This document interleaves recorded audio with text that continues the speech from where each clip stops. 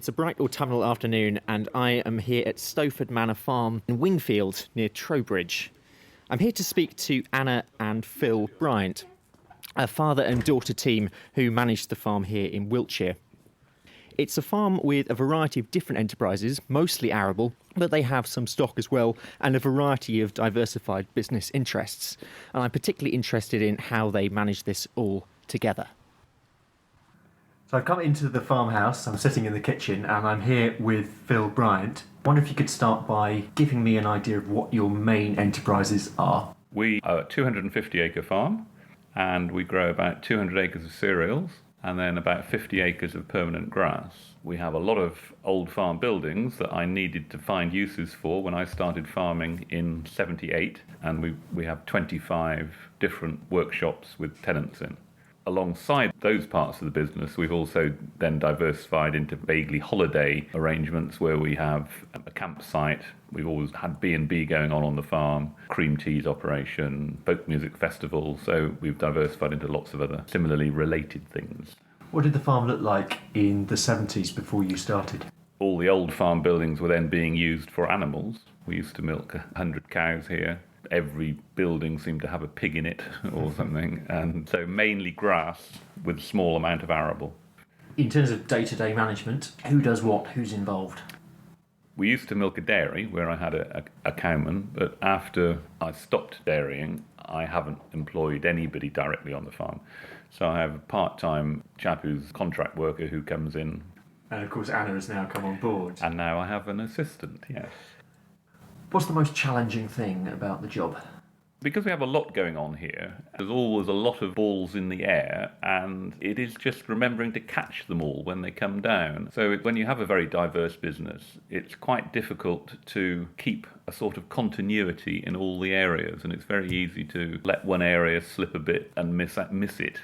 If I list your other enterprises, I've got the workshops rented out, I've got the cream teas, I've got the swimming club, campsite, B&B, August Bank Holiday Festival, weddings. Which came first, and how did you decide upon these? When I took over the farm, there wasn't very much of that going on. My mother had developed a small campsite back in the 1960s, so that was an obvious one to keep going. I then also inherited a lot of old farm buildings with no animals in them anymore, so again, it seemed obvious to try and get some alternative uses in those buildings. It was very incremental. We literally started with one workshop and then gradually built up, to the 25. Some of the other things you've mentioned, like the swimming club, that has been going since the 1930s. So that was something that I inherited. The bed and breakfast, again, it was established here. My mother did bed and breakfast in the mill house. Let's look at the arable now. Can you talk about soils, your soil type, and really how that influences what you can grow? So we farm on a limestone escarpment. So the soils are primarily Cotswold brash, so thin. Lots of stones. And very drought prone. So ideally, we only grow winter cereals. We've grown a few spring cereals in the past, and I've nearly always been disappointed in them. So we aim for a 3-crop rotation of winter oilseed rape, followed by winter wheat, followed by winter barley, and then back into the rape. What's the best thing about the job? Oh, the best thing is definitely being able to live here. Nice, beautiful scenery, an attractive valley. And the fact that it's been in my family I'm the third generation to farm here. I really attach a lot to the historical significance of that. Our family history here is only about 100 years. You still feel part of that continuity, and that's something I really cherish. Yeah. How do you think the challenges that farming as an industry as a whole is facing is influencing your business? On an agronomic level, there is a threat to our rotation, which we've been happily going along with for 20 years, and now the winter barley in the rotation, because of our inability to control blackgrass very well, could be presenting a problem going forward. At the moment, we are still okay, the chemicals are still working, and we're able to do our rotation, but there is a risk there to the arable. And I think if we started to move away from the rotation that we've got established, then I think that would definitely mean less income. The little bit of grassland that was in a very simple countryside stewardship scheme, we think we have now engaged in a higher level stewardship scheme on the same land, but ridiculously complicated. And now coming out of the EU, it looks, the future of that looks to me quite uncertain. I do think that moving out of the EU, well, I thought was a terrible mistake. In terms of our farming here, I think that we aren't going to get the support in the future that we have had. If you could give a message to George Eustace and Andrea Leadsom and the DEFRA team in the light of the negotiation and also the 25-year farming plan that's coming up, what would you say to them? I would try and keep the level of support roughly where it is now, and not alter the balance between the environment and support for food production. But one thing I would change, I do feel it's not politically right that there should be a flat rate acreage payment no matter how many acres you have.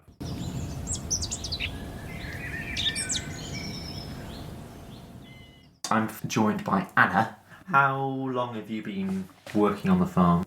I've only just returned, so for the last 6 years I've been a secondary school science teacher. And I think I always knew I wanted to return to the farm, but it was always a matter of when did I want to come home, really.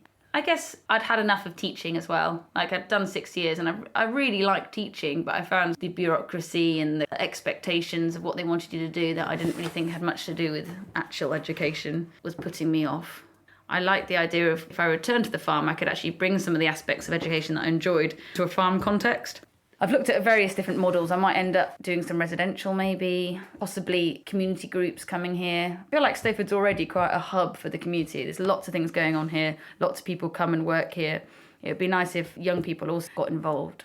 What is the most challenging thing about your job? There doesn't seem to be any kind of routine in farming, so every day is different, trying to work out what jobs need to be completed. There's an awful lot of just firefighting. You know, there's a drain that's blocked that needs clearing, or needs to do hedge cutting, but it's really varied. But also for me to get an idea of what this job entails, I think it's going to take at least a year for me to get my head around all the different kind of jobs. I came down a few weeks ago to visit Anna and we were picking apples and making cider. I'd love to know how the cider is doing. The stuff that we made together is ready, and at the moment I'm trying to work out how I'm going to bottle it up and what I'm going to do with it all. I've ended up with 100 litres of cider and I really don't know anybody who drinks that much cider all at one go anyway, so I'm going to have to put it into smaller containers to store it. It's a tough time for farmers currently. There's lots going on. What do you think are hot topics that really concern you or excite you about farming at the moment?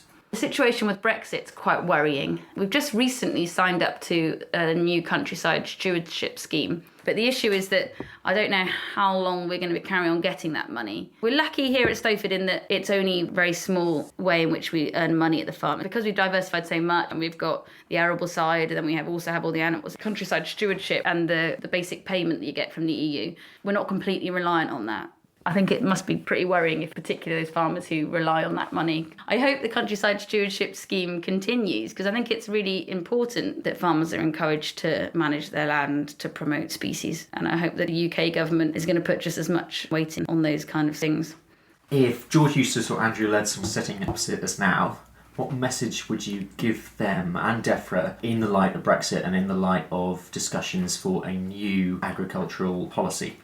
Well, there's two things that I'm particularly interested in. Firstly is the educational access. So we're going to be offered money for schools to come visit the farm. And I hope that continues because I think that's really important.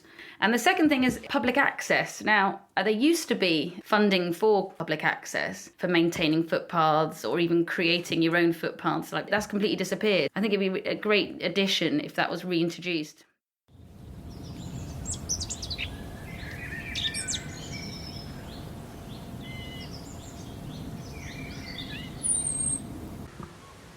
So we've moved out of the farmhouse and we're now standing in a field known as the Island. You can hear the water gushing away in the background of the old mill. And we're standing in a field with some Wiltshire horn sheep. Now, Anna, why Wiltshire horns? Well, I think they're a lovely breed. We used to have Soay sheep. We mainly had sheep as lawnmowers, really, to keep the grass down. When we found we couldn't really eat the lambs, they were very skinny. And what's nice about the Wiltshire Horn is they also don't require too much management because they're a nice old pedigree breed, but they produce nice big sturdy lambs as well. The other great thing about this breed is you don't have to shear them. Their wool just drops off. It's called an easy care. It's just nice to support a local pedigree breed, and it's nice to just have a bit of lamb for our own consumption. We lamb at the end of April, so just when the grass is starting to grow, ready to put them outside. And the gestation period of a sheep is 5 months, so you'll be putting them to the tub. We're just getting them ready. They're looking in good condition, so some of them are already in the field with the ram, and this lot here, we're moving tomorrow. This is the mill, and you can hear the water flowing through the building.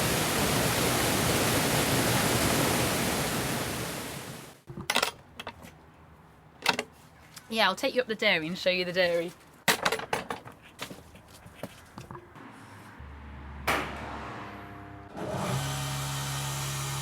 So we're now in the parlour, and you have two Jersey cows.